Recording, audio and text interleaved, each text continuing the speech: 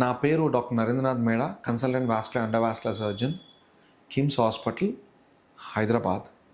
ఈరోజు మనం AV fistula, arteriovenous fistula dialysis పేషెంట్స్లో ఎందుకు చేయించుకోవాలి, ఎందుకు ఇంపార్టెంట్, దాని గురించి మాట్లాడుకుందాం. ఇప్పుడు మేము వాస్కులర్ సర్జన్స్ కదా, అంటే ఎలా అయితే గుండెకి సంబంధించిన డాక్టర్, గుండెకి స్పెషలిస్ట్ ఉంటాడో, ఈ రక్తనాళాలకి సంబంధించిన డాక్టర్ గుండె తర్వాత మెదడు భాగంలో ఉన్న రక్తనాళాలు తప్ప మిగతా రక్తనాళాలన్నీ బాడీలో మేము ట్రీట్ చేస్తాం. అందులో మనం స్పెషలిస్టులు.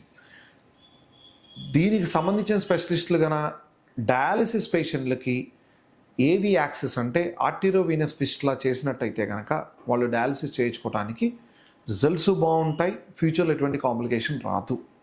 ఈ AV access arteriovenous fistula dialysis పేషెంట్లో వెరీ ఇంపార్టెంట్. ఎందుకంటే ఎవరికైతే కిడ్నీ ఫెయిల్ అవుతుందో వాళ్ళకి ఒక స్టేజ్ దాటిన తర్వాత stage 4 or stage 5 kidney disease ఉన్న వాళ్ళకి, రేనల్ ఫెయిల్యూర్ ఉన్న వాళ్ళకి కంపల్సరీ డయాలసిస్ పేషెంట్ అవసరం ఉన్న వాళ్ళకి, ఫ్యూచర్లో అవసరం ఉన్న వాళ్ళకి కూడా ఈ ఫిస్టులా అనేది క్రియేట్ చేసి పెట్టుకుంటే చాలా ఇంపార్టెంట్.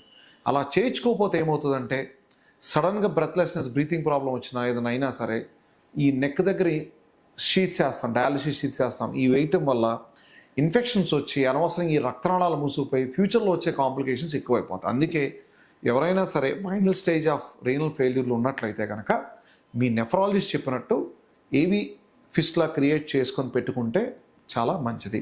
ఇప్పుడు ఏవి ఫిస్టులా అనేది ఏంటంటే చాలా అపోహ, చాలా నమ్మో ఫిస్టులా చేయించుకోమంటే డాక్టర్గా డయాలసిస్ చేయించుకోవాలి. అలా కాదండి. మీరు ఫిస్టులా కానీ చేయించి పెట్టుకుంటే చేతిలో కానీ ఫ్యూచర్లో అవసరమైతే డయాలసిస్ చేయడం చాలా ఈజీ అవుతుంది డాక్టర్ గారికి కానీ మీకు కూడా. లేకపోతే అనవసరంగా ఇన్ఫెక్షన్స్ అవుతాయి నెక్ భాగంలో కానీ లేదా తొడ భాగంలో కానీ. ఇది ఎలా చేస్తాం? మీ గుండె నుంచి తీసుకొచ్చే రక్తనాళాలు, తీసుకెళ్లే రక్తనాళాలు, ఆర్టరీస్, వెయిన్స్ని కలయిక. మెజారిటీ పేషెంట్స్ మనం ఈ రిస్ట్ దగ్గర చేస్తాం, లేదంటే ఎల్బో దగ్గర చేస్తాం. ఆప్షన్స్ కానీ ఇక్కడ రిస్ట్ దగ్గర లేకపోతే ఇలా చేసి ఈ ఆర్టరీస్, వెయిన్ని కలయిక వల్ల ఆర్టీరోవీనస్ ఫిస్టులా అంటాం. ఇది చేసిన తర్వాత మెచ్యురేషన్ అనేది ఉంటుంది. ఆ వెయిన్ ఏదైతే ఉందో మన చర్మం కింద కనిపించేది అది ఉబ్బాలి.